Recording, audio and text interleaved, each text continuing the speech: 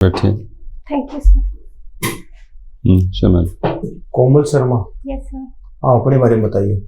Sir मेरा नाम कोमल शर्मा है। मैं चूरू जिले के सरदार शहर से बिलोंग करती हूँ। मेरे पिताजी चांदी के कारखाने में मजदूरी का काम करते हैं और मेरी माता जी गृहिणी है। मैंने अपनी ग्रेजुएशन बीएससी से 2023 में कंप्लीट की है। उसके बाद मैं बैंकिंग बीएससी यस सर। और उसके बाद मैं बैंकिंग एग्जाम्स की तैयारी कर रही हूँ और ये IBPS PO का मेरा फर्स्ट अटेम्प्ट। इससे पहले कोई अटेम्प्ट नहीं किया? IBPS PO का फर्स्ट, इससे पहले RRB किया था। Yes sir. अच्छा। आप अपने एरिया के बारे में बताइए। सर मेरा एरिया मतलब राजस्थान के शेखावाटी जिले में मतलब शेखावाटी क्षेत्र में आता है चूरू जिला। और उसमें फेमस एक तो क्लॉक टावर है जो कि मतलब एशिया का ऐसा दूसरा क्लॉक टावर है जिसके नीचे से 4 सड़कें गुजरती है। पहला ऐसा काठमांडू में है एशिया का। और एक महाप्रज्ञ जो है उनकी समाधि स्थल भी है, वो भी बहुत फेमस है। और इच्छापुरम बालाजी है, वो भी एक तीर्थ स्थल मतलब दार्शनिक स्थल मानते हैं उनको। और चूरू में 2 घंटाघर है, एक लाल है और एक सफेद है, वो भी एक दार्शनिक स्थल है। और एक ताल छापर भी है जो अभ्यारण्य है, उधर के काले हिरण सबसे ज्यादा प्रसिद्ध है। बीएससी आपने कब किया? 2023 में। आपकी स्ट्रेंथ और वीकनेस बताइए। सर मेरी स्ट्रेंथ ये है कि मतलब मैं किसी को काम को मतलब करना चाहती हूँ ना तो वो बहुत दृढ़ निश्चय से करती हूँ। मैं एक काम को अगर सोच लेती हूँ कि ये करना है तो मैं खुद को चैलेंज करती हूँ पहले कि ये करना ही है। तो वो मेरी एक स्ट्रेंथ है कि किसी भी काम को मैं बहुत लगन से करती हूँ। और दूसरा मुझ में डिसिप्लिन भी बहुत है। और यही स्ट्रेंथ। आपकी हॉबीज बताइए। हॉबीज म्यूजिक सुनना थोड़ा बहुत और थोड़ा बहुत कुकिंग करना। आप बैंकिंग सेवा में क्यों आना चाहती हैं? बैंकिंग सेवा में सर मैं इसलिए आना चाहती हूँ क्योंकि मतलब ये इकोनॉमी का बहुत बड़ा पार्ट है। जीडीपी में एटलीस्ट ये 7.7% कंट्रीब्यूट करता है बैंकिंग सेक्टर। और ये ग्रोइंग भी कर रहा है। मतलब अभी सरकार ने कहा है कि 75 डिजिटल बैंकिंग यूनिट्स ये बना रहे हैं, तो इसकी वजह से ये और भी ज्यादा ग्रो करेगा क्योंकि ब्रांच बनाने के लिए अब ज्यादा मनी भी नहीं खर्च करना पड़ेगा और आसानी से बन जाएगी, कहीं पे भी ब्रांच बन जाएगी। तो बहुत ज्यादा ही ग्रोइंग सेक्टर है, इसलिए मैं इसका पार्ट बनना चाहती हूँ। और एक कारण ये भी है कि इसमें स्टेबिलिटी भी ज्यादा है और इसमें पर्क सैलरीज भी अच्छी है, तो ये भी एक कारण है। अच्छा। Yes sir.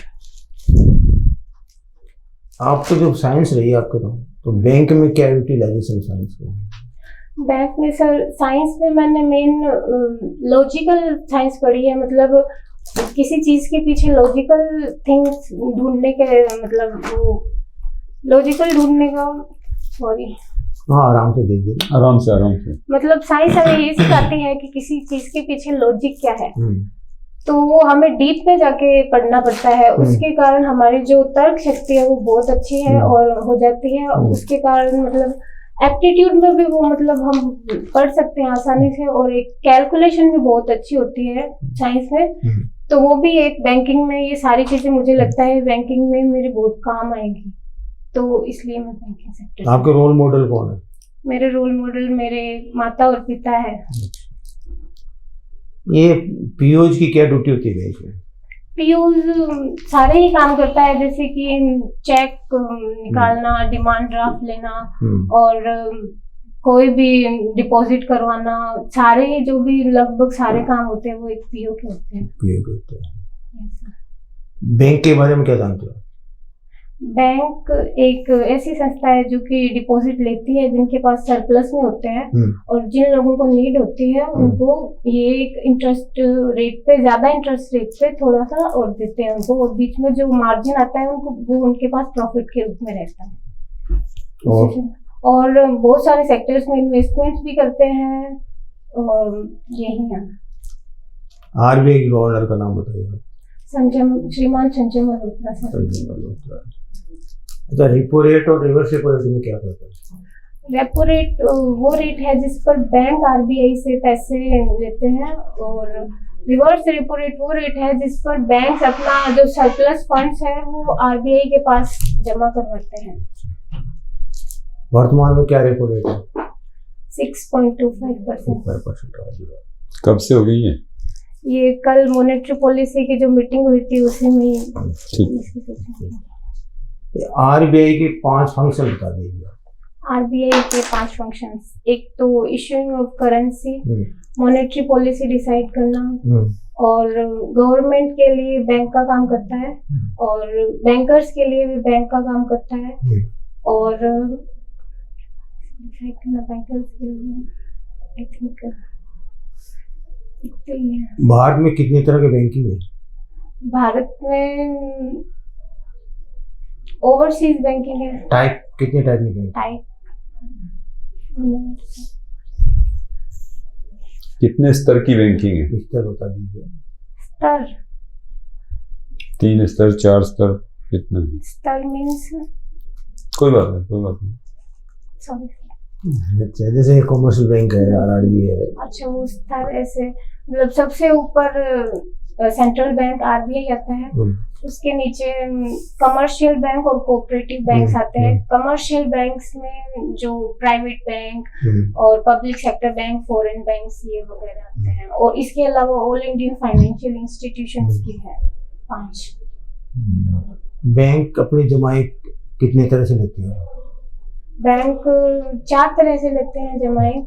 एक करंट अकाउंट के रूप में, करंट डिपॉजिट, एक सेविंग डिपॉजिट, एक टर्म डिपॉजिट, एक रिकरिंग डिपॉजिट के रूप में। एक कासा किसे कहते हैं? CASA current account, saving account, CASA ratio. CASA ratio. Current account, saving accounts का जो टोटल डिपॉजिट से रेशियो होता है वो कासा रेशियो होता है। भारत के राष्ट्रपति का नाम बताइए। श्रीमती द्रौपदी मुर्मू। भारत की प्रथम महिला राष्ट्रपति का नाम बताओ। श्रीमती प्रतिभा पाटिल। आपका एरिया का एमपी बताइए, नाम बताओ। एमपी श्रीमान अनिल शर्मा। एमपी? हाँ, Anil Sharma. Member of parliament? Yes sir. नहीं, वो एमएलए राहुल कृष्ण सर। कोई बात नहीं। एमएलए और एमपी में डिफरेंस है ना? हाँ सॉरी, भूल गई मैं। कोई बात नहीं। भारत के कैबिनेट के 5 मंत्रियों का नाम बता दीजिए। भारत के कैबिनेट के 5 मंत्री: अमित शाह गृह मंत्री श्रीमान, और श्रीमान राजनाथ सिंह रक्षा मंत्री, श्रीमान पीयूष गोयल सर जो कॉमर्स मिनिस्ट्री के मंत्री हैं, और श्रीमान कैबिनेट मिनिस्ट्री, जनधन मंत्री, रक्षा मंत्री, हाँ, निर्मला सीतारमन मैम श्रीमती। महिला सशक्तिकरण के बारे में आप बताइए कुछ। महिला सशक्तिकरण मतलब बहुत क्या स्कीम है गवर्नमेंट की? इनिशिएटिव्स लिए गए हैं। बेटी बचाओ बेटी पढ़ाओ इनिशिएटिव 2015 में लॉन्च किया गया था, उसके अभी 10 साल कंप्लीट हुए हैं। तो उसके साथ ही सुकन्या समृद्धि योजना भी शुरू की गई थी, उसके भी अभी 10 साल लोन कंप्लीट हो गए हैं। उसके तहत जो गर्ल चाइल्ड होती हैं जो 10 साल तक की हो जाती है, उनके मतलब उससे पहले उन्हें उनके माता पिता उनके नाम का अकाउंट खुलवाते हैं और उसमें पैसे डिपॉजिट कराते हैं। उसके लिए इंटरेस्ट रेट भी सबसे ज्यादा है। महिला सशक्तिकरण के कारण उन्होंने 8.2% रखी है इंटरेस्ट रेट। और अभी स्टार्टअप इंडिया स्कीम भी चलाई जा रही है कि है ना, महिलाओं को स्टार्टअप खुलवाने के लिए वो सशक्त कर रहे हैं कि हम आपको फाइनेंस करेंगे, आप स्टार्टअप खोलिए। ये एसएसजी के बारे में जानते हो कुछ आप? Self help group. Self help group ये मतलब सेम बैकग्राउंड से और सेम इनकी इनकम होती है। ये मतलब 10 से 12 लोगों का एक ग्रुप होता है जो मतलब सेविंग्स को बढ़ावा देते हैं। इनमें से मतलब ये लोग सेविंग्स करते हैं और इनमें कभी किसी को जरूरत होती है तो वो ले सकता है लोन। आजकल एक बड़ी प्रचलित योजना है लखपति दीदी। Yes sir. इसके बारे में क्या जानते हो? लखपति दीदी स्कीम ज्यादा तो कुछ नहीं पता, थोड़ा बहुत है कि लगभग इसके अंतर्गत 1 लाख तक की महिलाओं को स्टार्टअप मतलब खोले हैं इन्होंने। इसमें महिलाओं को साल का या मतलब लाख रुपए कम से कम कराने का स्कीम है। ये उद्देश्य है कि महिलाओं को कम से कम 1 लाख कराएं, उससे ज्यादा भी करा सकते हैं। और इसमें मतलब महिलाएं 1 लाख महिलाओं का सशक्तिकरण किया जा रहा है। आज के न्यूज़पेपर के टॉप न्यूज बताइए आप। न्यूज़पेपर नहीं करा आज का देखा नहीं, कोई बात नहीं। चलो, ठीक है बस। हाँ कोमल, सकते। Yes sir. कहाँ से? सरदार से हो? Yes sir. बीएससी कब किया था? 2023 में। हाँ? 2023 में। 2023 में कंटिन्यू किया आपने?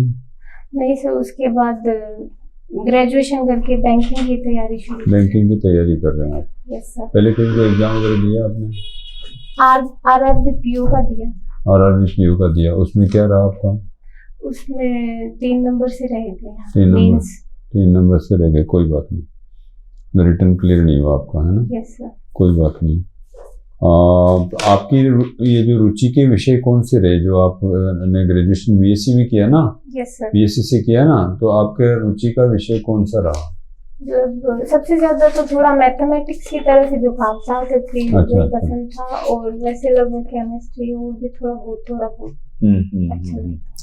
1-2 नाम आप बता सकते हैं अपने मैथमेटिशियन, कोई फेमस आपकी नज़र में? Yes sir, CV Raman sir, जिनके नाम पे हम नेशनल साइंस डे मनाते हैं। वो एक फिजिशियन है कि मतलब वैसे फिजिक्स के सिद्धांत दिए थे उन्होंने। एक श्रीनिवास रामानुजन सर भी है, जिनके नाम पे हम नेशनल मैथमेटिक्स डे मनाते हैं। श्रीनिवास रामानुजन अभी और पहले के कभी 1-2 पुराने नाम कोई, जैसे अपने आर्यभट्टा, जिन्होंने जीरो की खोज की थी। आर्यभट्टा, अच्छा। ये अपनी जो है, जैसे ये मून मिशन के बारे में आप जानते हो? हाँ थोड़ा बहुत। क्या है ये? मतलब मून पर हमारा मतलब अभी चंद्रयान 3 जैसे कि हुआ है। चंद्रयान 3 हुआ है क्या 2 हुआ है?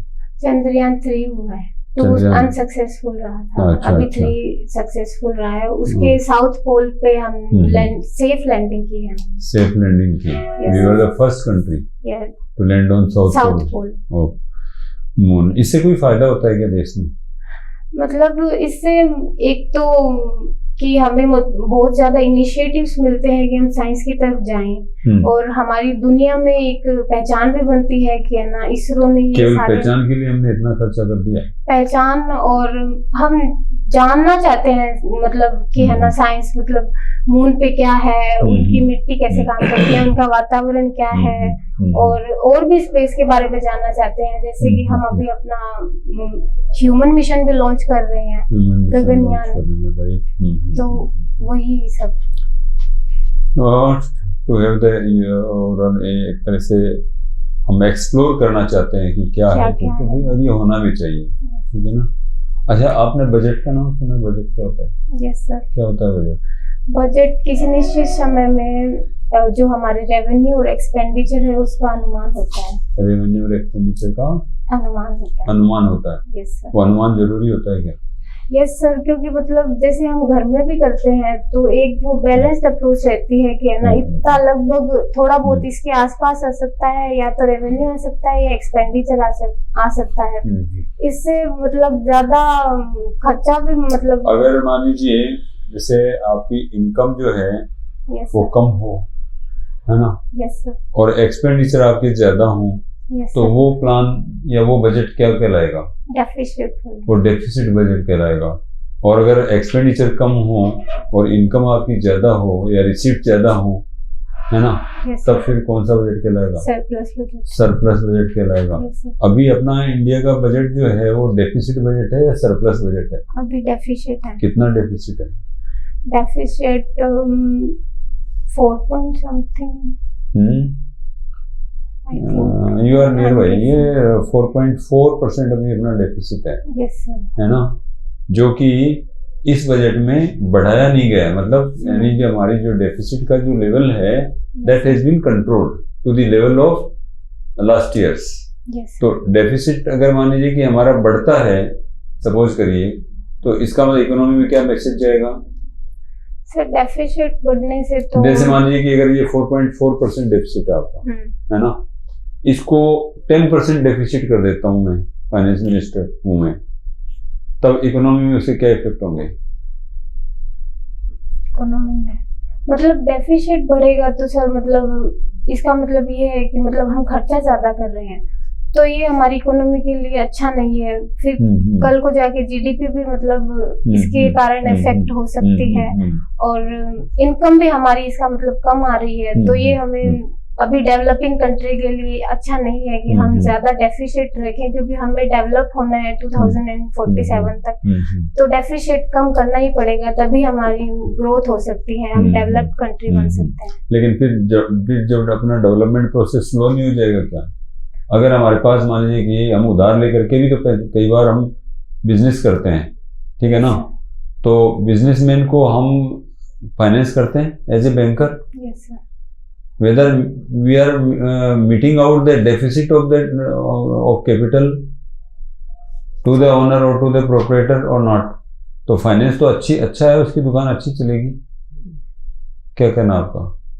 सर अच्छी बात, कोई नहीं। देखिए डेफिसिट जो है वो कंट्रोल में रहे तो अच्छा है, because we are controlling on, we have efficient control on expenses, है ना, एंड हमारी इनकम को हम ज़्यादा बढ़ा रहे हैं। इनकम को हम बढ़ा रहे हैं और एक्सपेंसेस को अपन वहीं रख रहे हैं, तो भी हमारा डेफिसिट कम होगा, है ना। और यदि हम एक्सपेंडिचर को जो है कम कर रहे हैं और यानी बढ़ा रहे हैं, और ये मान लीजिए कि अगर इनकम हमारी कम हो रही है तो वो स्थिति अच्छी नहीं कही जाती। इसलिए जो है ना हम डेफिसिट को प्रीफर नहीं करते, जबकि पहले सरकारों ने जो है ना डेफिसिट बजट खूब दिए हैं, है कि नहीं। वो आउट ऑफ कैपेसिटी यदि आप फाइनेंस लोगे या मान लीजिए कि डेफिसिट क्रिएट करोगे, तो this will give a negative effect on your economy in long term, right. चलिए, what do you mean by GDP? Gross domestic product. एक मतलब निश्चित समय में किसी देश के अंदर निर्मित वस्तुएं एवं सेवाओं का जो अंतिम मूल्य है। अभी जीडीपी का लेवल आपका क्या असेसमेंट है, मतलब कितना जा रहा है अभी 5 पिछले क्वार्टर सेकंड में तो 5.4 रहा था, क्वार्टर थर्ड का मैंने चेक अच्छा। ये मंथली होता है, क्वार्टरली होता है? क्वार्टरली होता है। क्वार्टरली जीडीपी आपका जो है वो, चलिए, आप दूसरे देश की जीडीपी कितनी है अभी, जहाँ हम ये कह सकते हैं कि नहीं हमारा अच्छा है या उनका अच्छा है? एक दो चाइना की मतलब लगभग 4 पॉइंट समथिंग के आसपास है। अच्छा, जो हमसे मतलब स्लो ग्रोथ कर रहे हैं। इंडिया वन ऑफ द मतलब सबसे ज्यादा ग्रोइंग कंट्री है, हमारी जीडीपी सबसे ज्यादा तेजी से बढ़ रही है, तो तेजी से बढ़ रही है। इवन चाइना से भी हम बेटर पोजिशन, अमेरिका, यानी आपका ये देखिए कि जीडीपी आपका जो है ना 5.8 पर उस पे जा रहा है, 5 यानी चाइना का 4.6 जा रहा है, और अमेरिका का कितना जा रहा है? अमेरिका का I think 2 point something 3 point something जा रहा है, 3 पॉइंट समथिंग जा रहा है। अब आप you can make a fair comparison, where do we stand, what do you understand by your economy, whether we are running well और नॉट? वी वर रनिंग, मतलब हम वेल रनिंग कर रहे थे।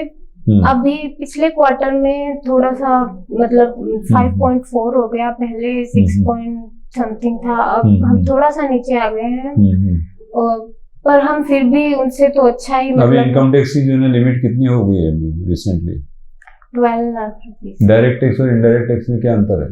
डायरेक्ट टैक्स मतलब हम किसी व्यक्ति से डायरेक्टली जो मतलब टैक्स उनकी इनकम पे लेते हैं, वो डायरेक्ट टैक्स, और इनडायरेक्ट टैक्स गुड्स या सर्विसेज के रूप में होते हैं जो उन पे लगाए जाते हैं, वो इनडायरेक्टली लिए जाते हैं। एक्साइज और कस्टम जो है ये डायरेक्ट टैक्स है, इनडायरेक्ट टैक्स है? Excise and customs indirect taxes हैं। अच्छा। जीडीपी जो है, चलिए, ये जीएसटी जो है, आपने बताया GST, goods and services tax, ठीक है ना। इसमें सर्विसेज को क्यों इंक्लूड किया गया है? क्योंकि सर हम सर्विसेज के मामले में ज्यादा ग्रो कर रहे हैं। कौन सी सर्विसेज? हम नौकरी कर रहे हैं, वो सर्विसेज? एजुकेशन एक सर्विस है, एजुकेशन देना, और फिर बैंकिंग एक सर्विस है, वो भी एक सर्विस सेक्टर में आता है। और मतलब कोई भी बहुत सारी, हम सबसे ज्यादा सर्विस सेक्टर में ही ग्रो कर रहे हैं। टूरिज्म मान लो, ये सब सर्विस सेक्टर है, तो इसलिए सर्विस। चलिए कोई नहीं, थोड़ा आप बैलेंस शीट के बारे में जानते हैं? थोड़ा बहुत जानते हैं। अच्छा। आपका जो है डिपॉजिट जो है, बैंक जो डिपॉजिट एक्सेप्ट करता है, वो आप एसेट है कि लाइबिलिटी है? वो लाइबिलिटी है सर। वो लाइबिलिटी है। अच्छा अच्छा, लाइबिलिटी का मतलब क्या है? लाइबिलिटी का मतलब है कि वो हमारा उत्तरदायित्व है कि हमें उन्हें वापस करना है, वो हमें हमारा वापस नहीं है। करना होता है। ओके। अच्छा, आपकी हॉबीज के बारे में क्या बताया आपने? सर थोड़ा बहुत गाने सुनना और कभी कभी गाने सुनना। गाना सुनना, कौन सा गाना आता है आपको? थोड़े बहुत कभी कभी सुन लेती हूँ। हैं? कविता? कभी कभी सुन लेती कभी हूँ। कभी सुन लेती हो। अच्छा अच्छा अच्छा अच्छा। घर के कामों में कोई सोशल एक्टिविटी रही है आपकी? सोशल तो इतनी ज्यादा नहीं रही, इतनी मतलब ज्यादा नहीं रही। अच्छा अच्छा अच्छा, चलिए कोई नहीं। So Komal, so nice of you, thank you very much.